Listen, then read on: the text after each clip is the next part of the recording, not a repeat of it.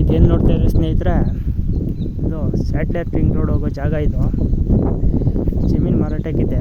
23 ಕುಂಟೆ ಜಾಗ ಬಂದು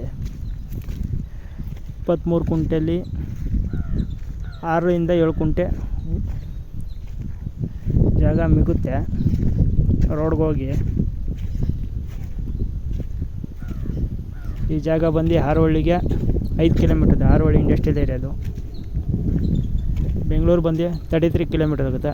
ಬೆಂಗಳೂರು ನಮ್ಮ ಮೆಟ್ರೋ ತಲಘಟ್ಟಪುರ ನೈಸ್ ರೋಡಿಂದ.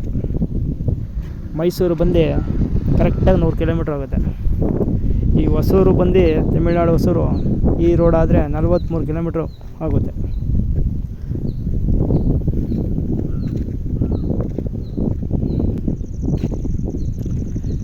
ಈ ಜಮೀನು ಮಾರಾಟಕ್ಕಿದೆ 23 ಕುಂಟೆ.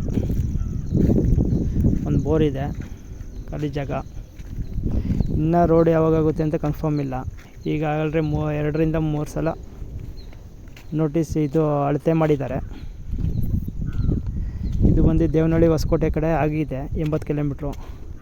ಇನ್ನು ಮಾಗಡಿ, ರಾಮನಗರ, ಕನಕಪುರ, ತಟ್ಟೆಕೆರೆ ಈ ಸರೌಂಡಿಂಗ್ ಆಗಿಲ್ಲ. ಬೆಂಗಳೂರು ಸರೌಂಡಿಂಗ್ ಇದರಲ್ಲಿ ದಾಬಸ್ಪೇಟೆಯಿಂದ ಇನ್ನೂ ಆಗಿಲ್ಲ. Dabaspete to Magadi, Magadi to Kanakapura, Ramanagara, Ramanagara to Kanakapura, Kanakapura to Tattekere ಬರುತ್ತೆ ಆನೇಕಲ್ ಕಡೆ. ಆಮೇಲೆ ಹೊಸೂರಲ್ಲಿ ಆಲ್ರೆಡಿ ಮಾಡಿದ್ದಾರೆ ತಮಿಳ್ನಾಡು ಸರ್ಕಾರದವರು, ಆಮೇಲೆ ಮಾಡಿಲ್ಲ.